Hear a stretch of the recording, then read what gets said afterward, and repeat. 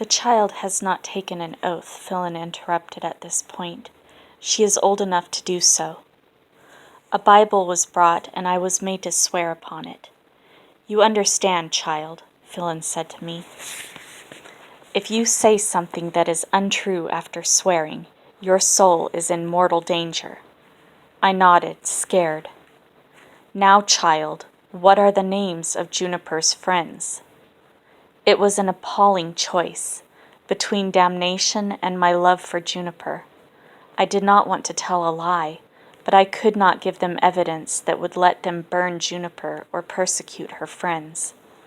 I thought of a way out of my dilemma, which was that one day I would confess my lies to escape damnation. I repeated the nicknames I had invented. The two interrogators looked disappointed. Having lied once, it was easy to lie again.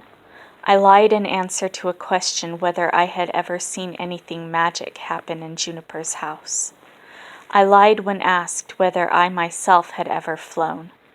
I lied when I was asked about substances and drinks that made you feel at one with nature. I knew that these were secrets, that their minds would desecrate and destroy.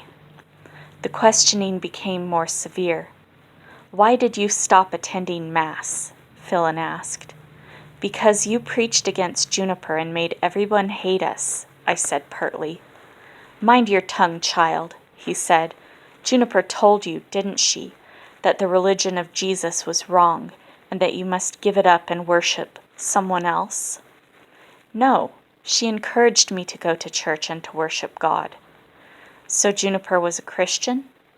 I don't think so, but she liked the Christians. Well, some of them. Describe your life with her. I was growing weary of the whole subject. I went over it again. The domestic life, the herbs, the lessons. Why should she teach a young girl like you all these difficult subjects, when all that you need to marry and have children is a little cooking and spinning and sewing? She thinks that girls can do all the things boys can do if they try, and that they may not wish to marry. The inquisitor's face darkened in fury. And what will you do with all this learning? He asked scornfully. I was stung by his contempt. Become a Doran, I retorted scornfully. As soon as I said it, I knew my mistake. A long silence hung between us. A Doran, the inquisitor repeated thoughtfully, and I could hear Furlong behind me give a small "ah" of satisfaction.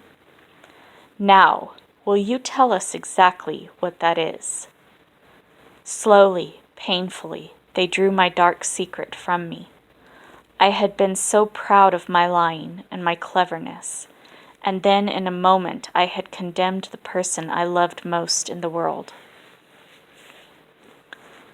Juniper's trial took place in the church, the only building big enough to hold all the people in the village.